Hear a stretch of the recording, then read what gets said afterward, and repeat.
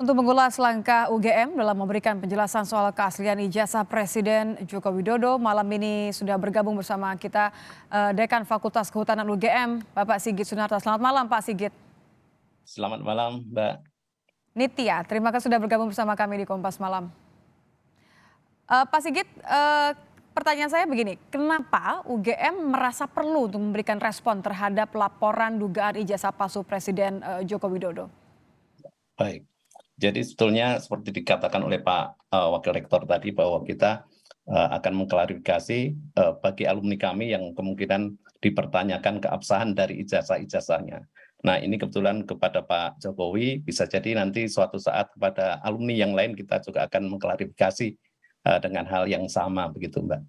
Ini pernah terjadi sebelumnya nggak Pak, sampai UGM harus mengklarifikasi, memberikan pernyataan bahwa ini betul adalah ijazah asli kepada alumni lain?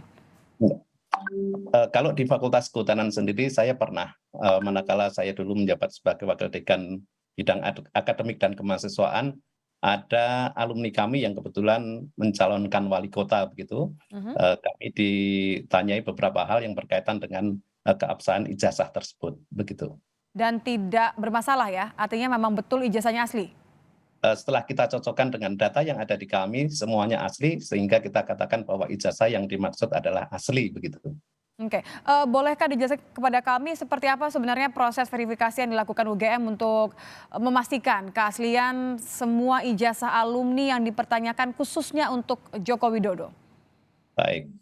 Eh, Kami di Universitas Gadjah Mada, khususnya di Fakultas Kehutanan, setiap mahasiswa punya dokumen yang disimpan di kami, eh, setiap angkatan, kemudian per orang begitu. Jadi dokumen-dokumen mulai dari pendaftaran, kemudian juga bahkan untuk slip pembayaran, kemudian nilai-nilai itu semua terdokumentasi dengan baik di Fakultas Kehutanan, sehingga untuk hal-hal yang seperti ini sebetulnya kalau benar asli itu sangat mudah, karena kita akan membuka dokumen-dokumen yang ada di kami, kemudian kita cocokkan yang ada di masyarakat, dan itu kita katakan sebagai dokumen yang asli begitu. Mmm, tapi kalau tanggapan Anda soal, ini kan dibilang katanya format penulisannya yang berbeda gitu, pasti akan dengan mudah, membedakan mana yang ijazah asli, mana yang kemudian, tidak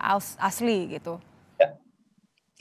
Jadi begini Mbak, kebetulan kami sudah meneliti mengenai ijazah-ijazah kebetulan yang lulus pada tahun yang sama. Untuk Pak Jokowi yang lulus pada November tahun 1985, kami meneliti ijazah-ijazah kawan-kawannya yang kebetulan lulus pada bulan tersebut. Dan ternyata ijazah itu sama persis, di mana kami memang memiliki format yang sedikit berbeda dengan yang lain, di mana untuk kami itu ijazah ditulis dengan tulisan halus begitu Mbak.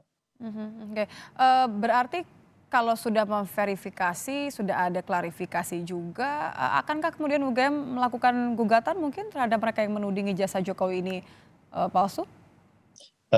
Seperti dikatakan oleh Pak ahli hukum tadi Pak Sandi, bahwa selama ini belum menyangkut UGM, artinya gugatannya menuju ke UGM, kita belum akan bersikap, kita masih memberikan klarifikasi saja, sebatas itu.